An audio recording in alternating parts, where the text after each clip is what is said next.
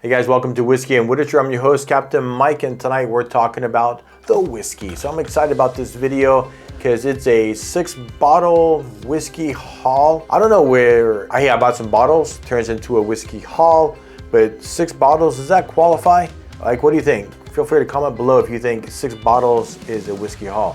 What if I told you I bought these 6 bottles in 3 different states and did 5 airline flights to get these bottles and to get them back to my house? Would that constitute a whiskey haul at that point? Well, let's get at it. Let's talk about these bottles that I picked up. It's gonna be a pretty short video. Hopefully, tell me what you think about the bottles that I picked up, and I'm interested in what you think. We're gonna start in Colorado, which is the second place that I went, with my 3rd and 4th bottle, and then we're gonna kick back to bottle 1 and 2 and finish off with 5 and 6. Seems weird, huh? I'm just gonna do it that way because I'm gonna open up this bottle here, which is my 3rd and 4th bottle. I've already opened this one here. I'm gonna open this one, have a small pour while we talk about it, and go through with what I picked up. So first of all, I went to Savannah, Georgia. Spent a couple nights there, went to a couple different liquor stores, picked up 2 bottles.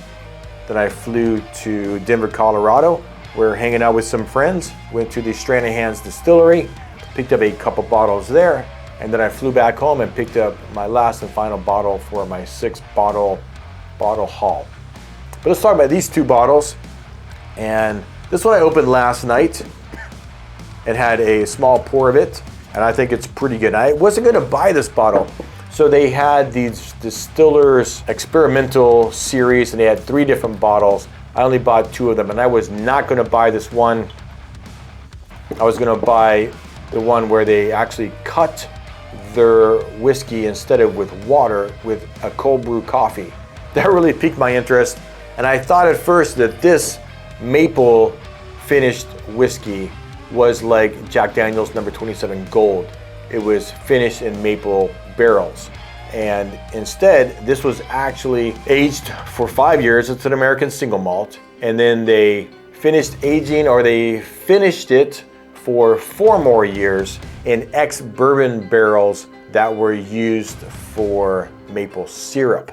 So not maple wood, but these twice used barrels have bourbon in them, and then they have maple syrup in them, and then they put this American single malt in those barrels for 4 years. If you look at their website, it says it was done for 3 years, but if you read this little tag on here, it says, starting with a 5-year base in new white oak, we transferred our American single malt to ex-bourbon barrels that previously held maple syrup.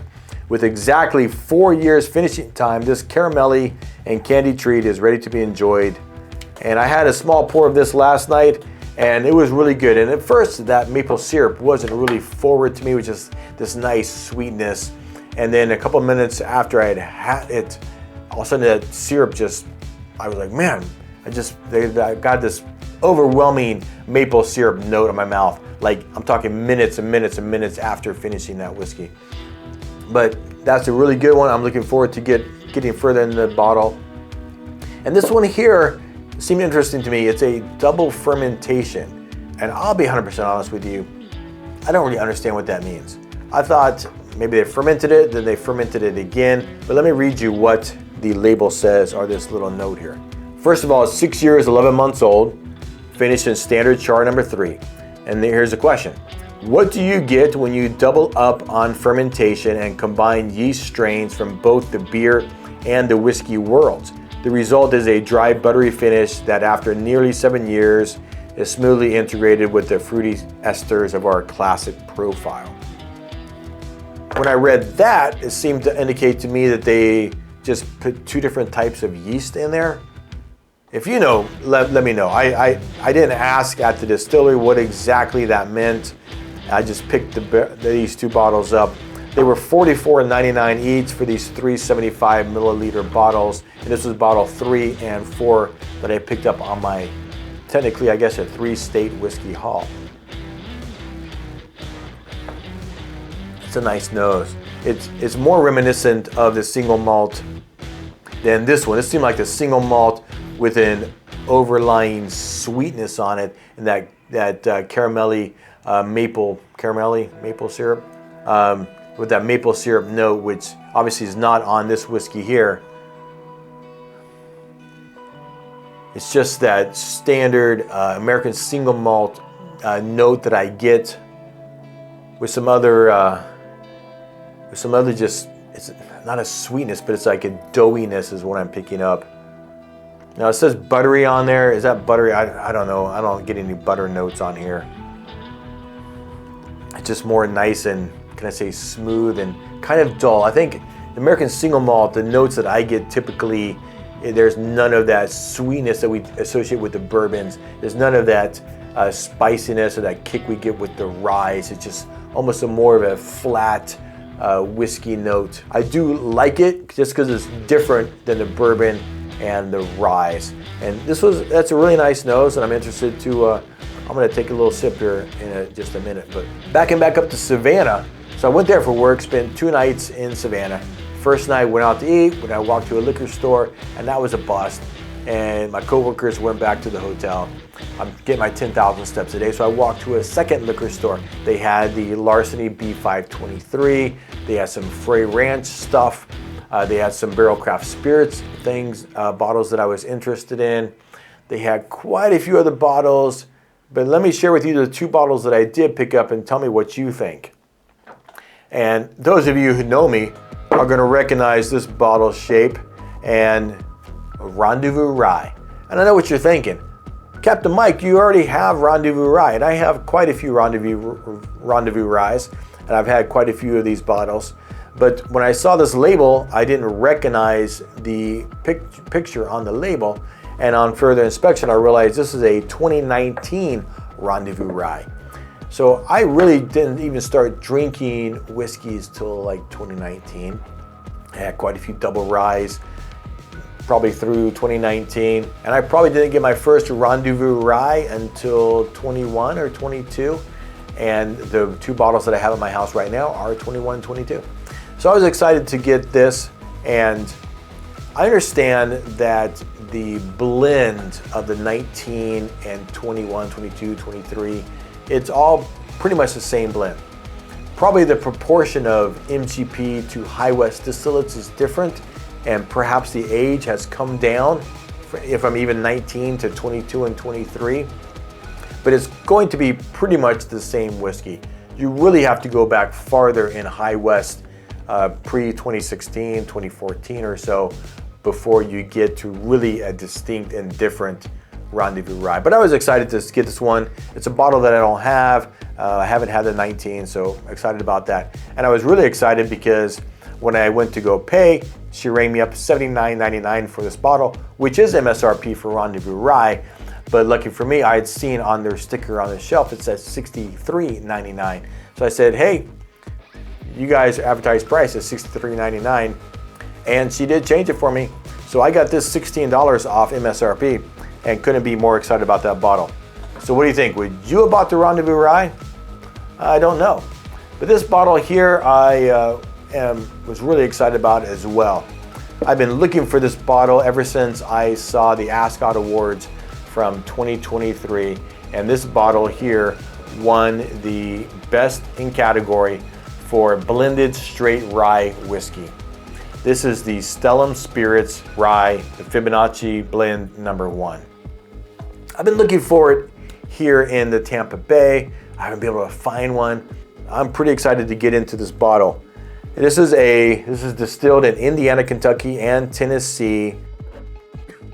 A blend of straight rye whiskeys, 115.12 proof, Fibonacci blend number 1. It says this release of Stellum Black Rye celebrates the Fibonacci sequence, a series of numbers, each the sum of 2 previous numbers. 6 separate rye blends were combined in accordance with this sequence. So I'm excited about that. I paid $95.99 for this bottle there in Savannah. I thought that was a great deal. I was excited to find it, and I'll be excited to open this. The full review will be coming up soon. Rendezvous Rye, Stellum Spirits, Fibonacci blend number 1. I bought those in Savannah, Georgia. I flew 2 flights to Savannah, Georgia, and then 2 flights to Denver, Colorado. We're visiting some friends with the Stranahan's Distillery. I picked up these 2 bottles. the maple syrup and ex-bourbon cask finished American single malt, and the double fermentation American single malt. So it's a couple different stores, but I didn't have the leisure that I had when I was in Kentucky in July. I was by myself. So I could go to all the different stores that I wanted to. I could spend as much time at those stores. I could go back to those stores. I could walk around the distilleries at my leisure looking for bottles. But when we were at the whiskey store in Denver, I had Mrs. Captain with me, I had my friend, and he was happy to wander with me, but his wife was with me too. So I felt some pressure. I didn't have like all day to just wander and look at MSRPs and reviews and see what would be the best whiskey that I could find there. And there were a few whiskeys there, and honestly, I was at Total Wine & More, and they had some bottles that really piqued my interest. One was Letzlinger's. That was really a nice looking bottle. And then Art of Spirits, they had 3 or 4 different expressions that interested in me, had some great artwork. I'm not sure if Letzlinger's or Art of Spirits distills their own whiskey. If they had, that probably would have pushed me over the edge and had me pick up one of those bottles. But I felt like they were just blending other whiskeys. They were non-distiller producers, and correct me if I'm wrong, if you know, that's kind of the feeling that I got from reading their bottles, so I passed on those. They had some Penelopes that were interesting to me, and some smoke wagons. Almost picked up a smoke wagon, and then I came across the Widow Jane Lucky 13. I've been looking for the Widow Jane 10, and I see it occasionally. I just really haven't picked it up.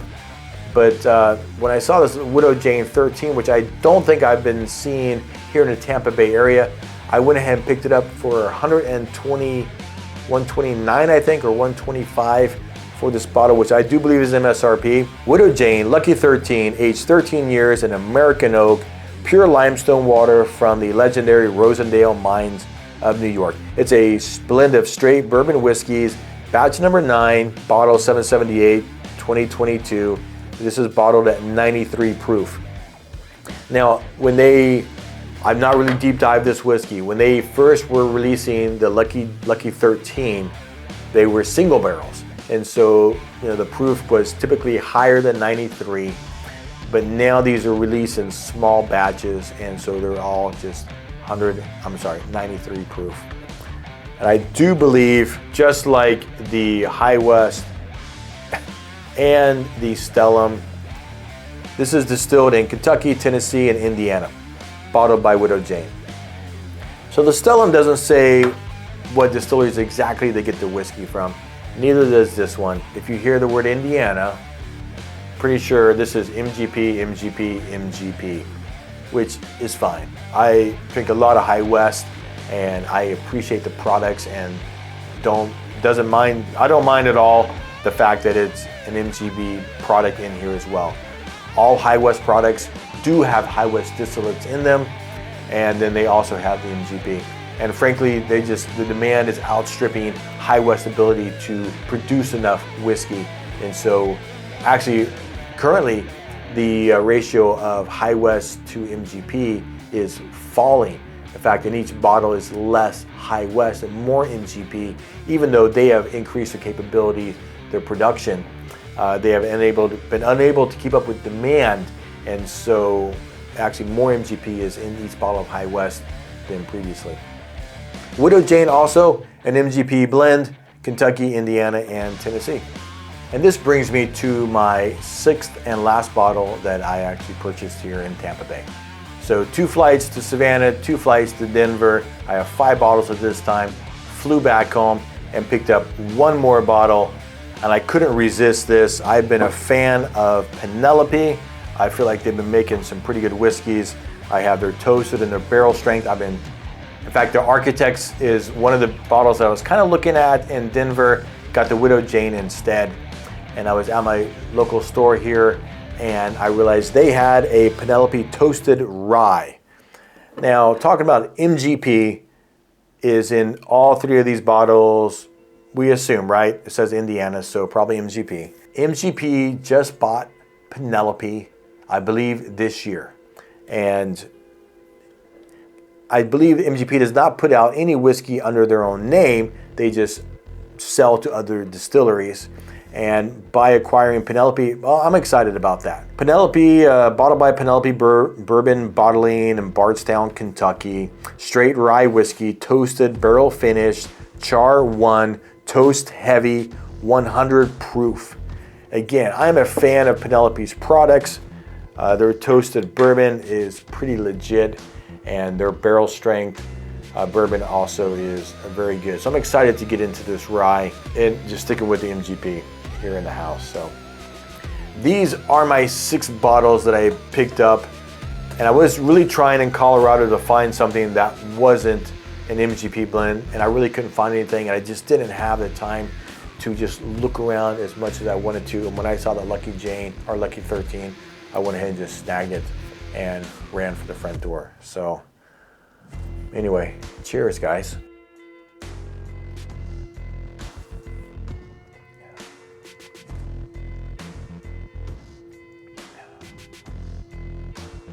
So I've had the Stranahan's American Single Malt. So at my house, I just have the original, the yellow label. At the distillery, I had a couple of their other expressions, and I do appreciate all of Stranahan's. I think they're doing a nice job. The only single malts that I've had that I'm aware of is Claremont Steep from Jim Beam, their Distiller Share Batch 2. I've had the High West High Country and the Stranahan's Yellow, the original. Looking forward to getting some of the Westward. I do have a Virginia distillery. It's got an American Single Malt in it. And Jack Daniel's just released an American Single Malt. I haven't had any of it, but I've been enjoying more and more of those. I can honestly not tell you offhand if I notice anything different between this and the OG yellow label Stranahan's. Actually, maybe that yellow, I feel like there was a little bit of a kick to it, which is interesting because it's a American Single Malt. I don't feel like in the High Country from High West, certainly there was nothing even hinting of any proof or kick. And this is 106.9 proof. So definitely the highest proof American Single Malt that I've had. So it's got that dull, nice, almost bready, yeasty note. I'm not going to say buttery. I think that's maybe what they said on there, but it's more bready, yeasty.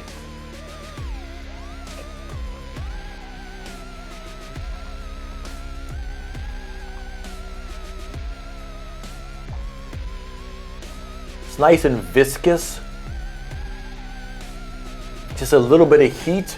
It's on the edges of my tongue. More of those bread notes. And that's about what I'm getting. It's a really nice, and it's not exciting. And I'm just gonna say that as we go to more and more distilleries and do tours, well, at this point, if you do a few distillery tours, you know how whiskey's made for the most part.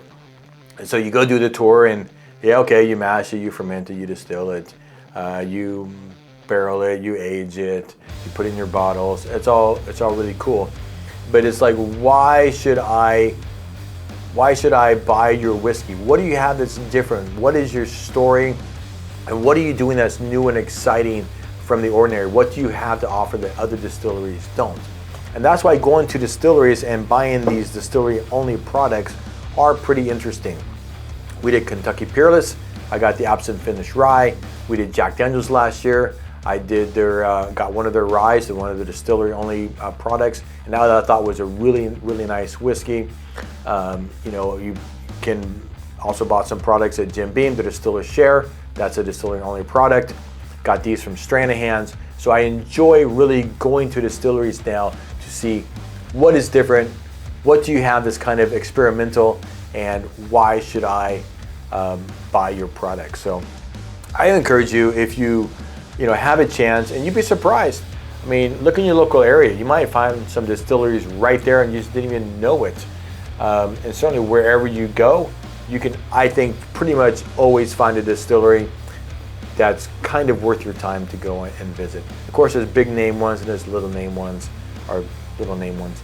Big name ones and little distilleries. And I think they're all worth, or most of them are worth your time to go in and visit. So anyway, I'm excited to get deeper into these as I begin drinking more and more American single malts. How about you? Have you had any American single malts, and what are your thoughts on them? Have you had Stranahans? I think they are doing some interesting things, and they had 2 or 3 other bottles that I would like to have purchased, but I only had a certain amount of space in my bag, and you know, just only have so much money to spend on whiskey. So I went with these 2 bottles. I'm excited about that. So what do you think about all my 6 bottles here? Would you have picked up something different, do you think? And I'm pretty excited because these are all MSRP. So no, you know, I'm trying to do better. I know that I've made some mistakes in my first 6-8 months here this year.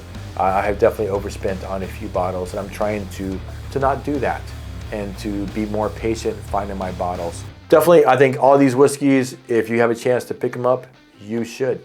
And for now, my friends, I hope you're reading something good and drinking something great. Cheers.